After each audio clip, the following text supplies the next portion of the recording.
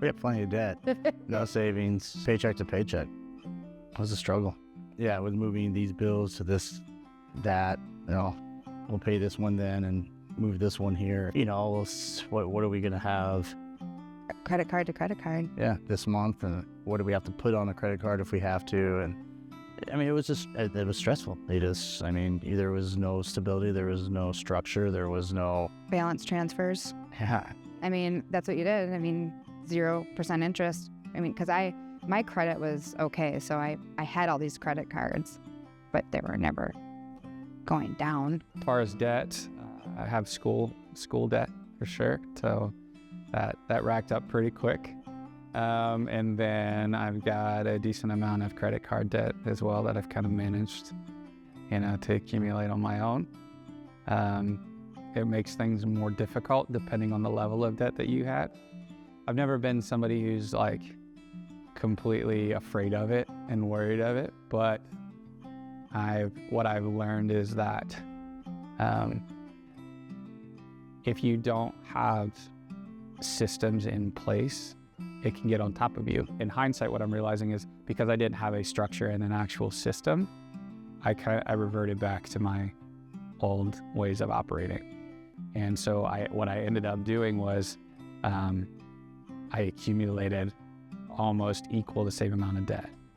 And so, which then tanked my score. It really undid everything that I had worked towards. A little disheartening for sure.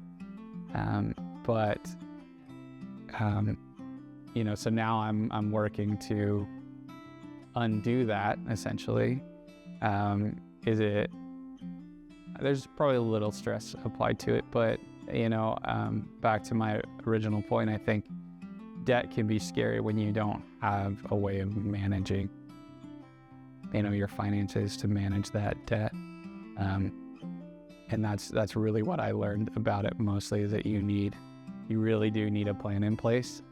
The convenience of using a credit card or getting a loan for something, like that's nice because it helps you maybe achieve some things, but walking into it blindly without a plan on how you're actually going to use that can be pretty detrimental. Like I said, when I went to college, I was really grateful that I didn't have any debt. My parents had set some bonds aside, so I had some of that, and then I also worked full-time. I knew that debt was bad, but I thankfully never got too far into it where I was like drowning. There's moments where it's scary and you're like, oh crap, I have $6,000 on a credit card and I need to pay this off, and how am I going to pay this off fast?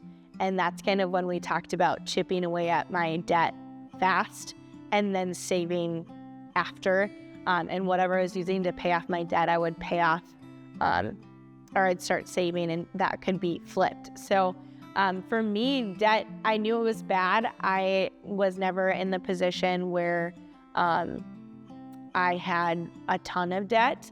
I drive a car that's now 5 years old, and happened to total my last car through an accident.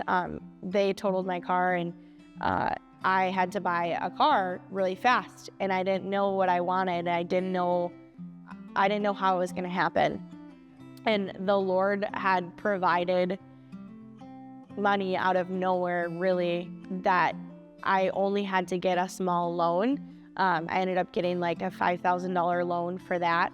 And I had bought the car in January and got a second job and paid it off in September. And so just that obedience of like knowing like, okay, I do have debt. How am I going to take care of this in a fashion of like being responsible against stewarding that money that we're given? And so I was able to pay that off. There is some debt that I got into on a credit card just by poor spending. And I think that like credit cards aren't necessarily bad. But again, it's just watching and being wise with what you're doing. Like, I remember my mom used to say, like, if you don't have the money in your bank account, then don't put it on the credit card. Did I listen to that? No. But thankfully didn't have more than $7,000 in debt really at any time. So for me, debt, I knew it was bad, but I also was grateful to not have a toxic relationship with borrowing money.